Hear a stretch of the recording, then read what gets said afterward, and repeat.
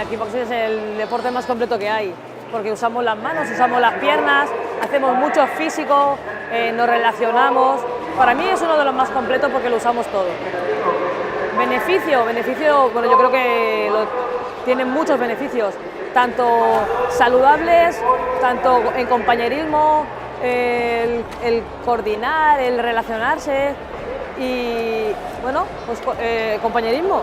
Pues el ser un guerrero, el sentirse un guerrero, el saber que están haciendo algo noble, la amistad que conlleva con todos los demás, el probarse, vamos, todo eso.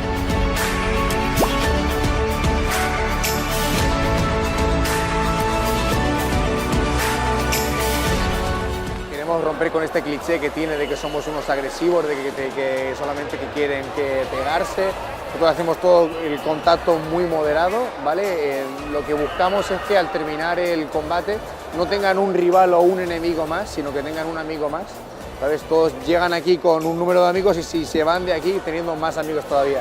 Bueno, pues cuando llegan ahí al gimnasio no tienen nada, entonces la primera semana siempre se les suele dejar los guantes, las espinilleras, ¿vale? Para que aprendan a usarlas, pero lo primero las vendas, ¿vale? Para tener la mano hecho un bloque, para tener la mano bien protegida y luego ya los guantes, cuando lleguen un poco más ya las espinilleras, porque comprendo que hay mucho material y que muchas veces no se puede comprar de golpe tanto material y poquito a poco pues guantes, espinilleras, el bucal que es muy importante para evitar cualquier golpe, que los dientes son muy sanos, son muy sagrados y luego el casco.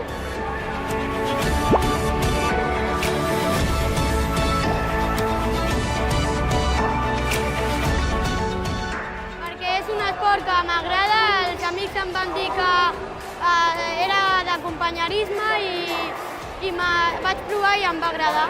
Perquè em sembla que és un esport divertit i que em va semblar diferent dels altres perquè no era ni natació ni res, era un altre esport en el que podies ajudar-te i en el que t'ensenyaven a defensar-te. Nosaltres, el meu equip, no podem donar-nos a la cara i no podem picar fort. No, perquè encara que et donis cops de puny i tot, quan acaba la batalla pues, et dones la mà i t'abraces i tot això. I pots fer molts amics.